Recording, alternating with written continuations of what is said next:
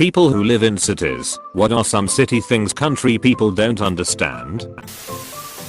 When a city person says it's quiet, he just means there's a constant faint background noise that doesn't change, like a busy highway 300 yards away, or living next to a railway where a train passes every 10 minutes. If there is a background noise, but it's constant, you get used to it. Noise for a city person is a siren, a car alarm, a loud explosion, that sort of stuff. Whilst for a countryside person, even hearing a highway in the distance would make him go crazy during the first nights when he lives in town. Weirdly enough, I find it way noisier at night at my parents' rural house, where there's crickets and toads. Having a dog will make you socialize a lot. When you're walking it, people with other dogs will stop to let your dogs sniff each other and you'll chit-chat. Little children will want to pet your dog, and old people will tell you that your dog reminds them of their old dogs. Also, the probability that people stop you to ask for directions will significantly increase. I guess because they assume you live in the neighborhood. Being polite and talking to everyone who talks to you will get you finished. Eye contact is an invitation to talk. Smiling is an invitation to talk. People in the city aren't rude for avoiding these. They're just tired of every conversation they have with a stranger ending in them getting asked for something. It is faster for me to ride my bike to work than it is to drive, and I feel healthier both physically and mentally. I live in a big city and I wish I could bike to work. It would be so much better.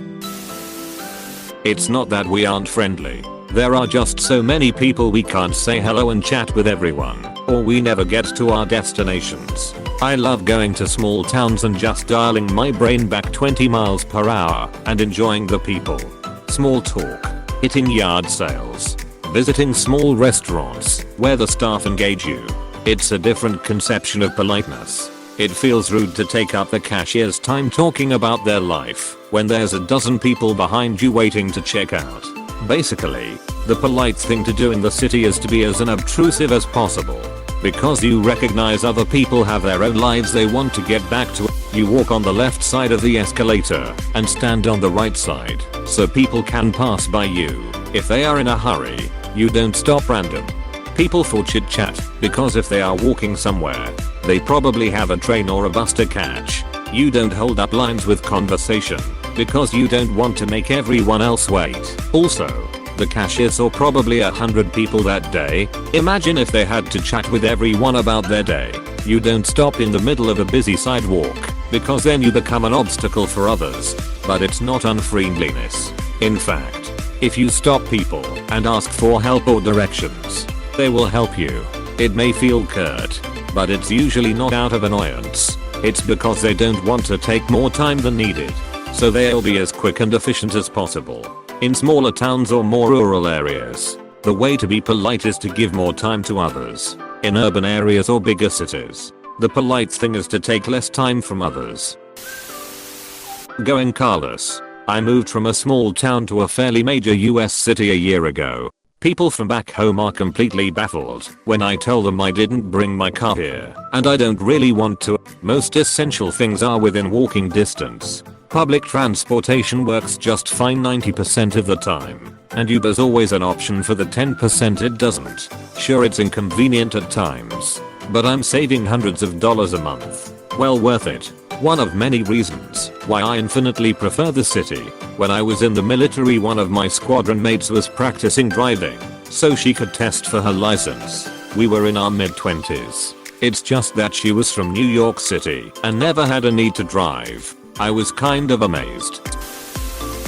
I just moved from a small town on the west coast to a medium-sized city on the east coast. It's crazy that you can just go out and do things. You don't have to drive for 2 hours to go to the mall. You just go. I can have food delivered to my house in minutes and Amazon does next day delivery. It's awesome! Exclamation mark. Also, cable internet is pretty sweet after having satellite for so long. One question though, what's with all of the hibachi restaurants? Our standards of politeness is different. What you would consider rude, such as ignoring other people, is not to us. And likewise what you would consider polite, such as greeting people you don't know, would be considered rude in the city. In the city, your privacy is key. And the polite thing to do is respect other people's privacy and personal space. They get to choose when to interact with people, not you. And you forcing yourself into their space and their privacy is, to be frank, rude as duck.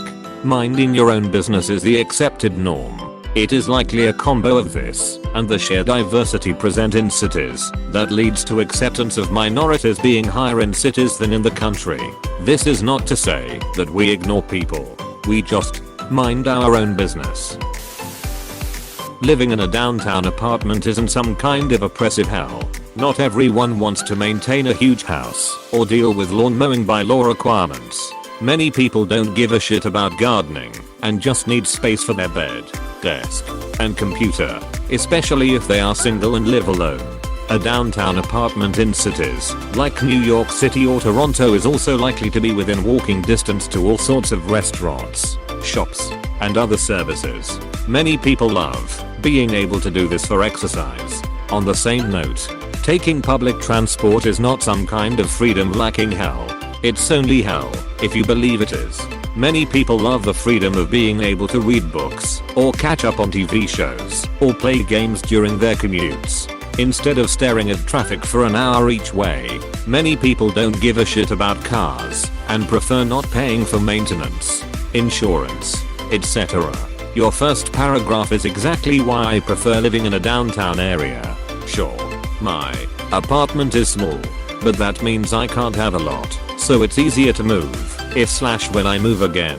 And when I need groceries, I could walk around the corner. Okay, it's like 2 corners, and I'm at a full-sized grocery store. There's a coffee shop I pass on my way there, and just past there is a plethora of restaurants if I don't feel like cooking something myself. I live in a condo in Vancouver. Within a 5-minute walk there are 3 supermarkets, 3 ramen places, at least a dozen other restaurants, and several big box stores. I will never have to mow a lawn or shovel a driveway again. I don't miss a single thing about the small towns and suburbs I grew up in.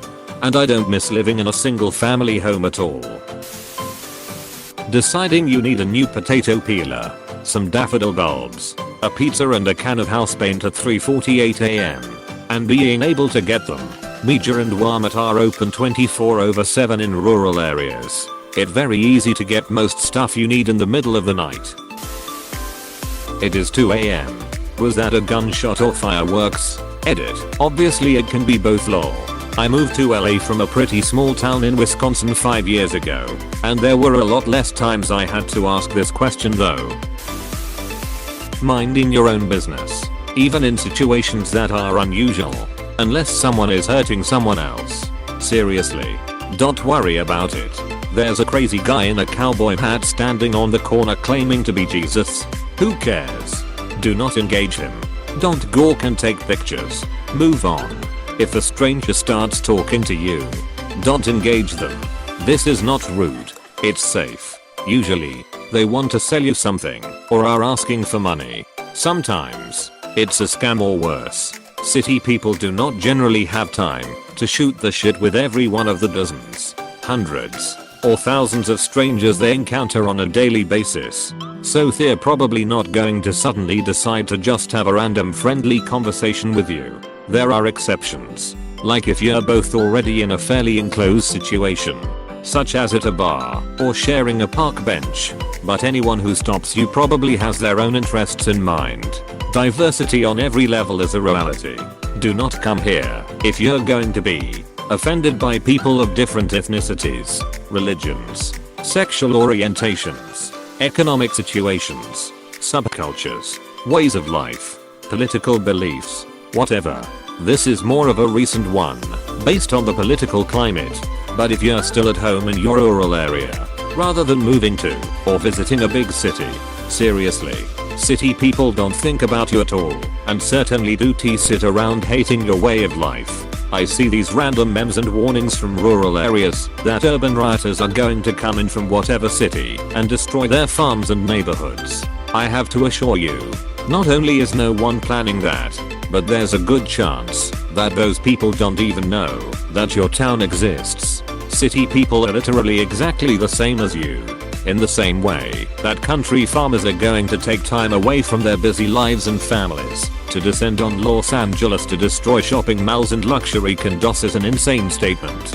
So too is city slickers from Chicago are going to take time away from their own jobs, families, and personal problems to steal the horses in some obscure village 4 hours away. I know this probably isn't a super common misconception, but it's on the rise and has led to some dangerous situations where innocent people could have been hurt or killed.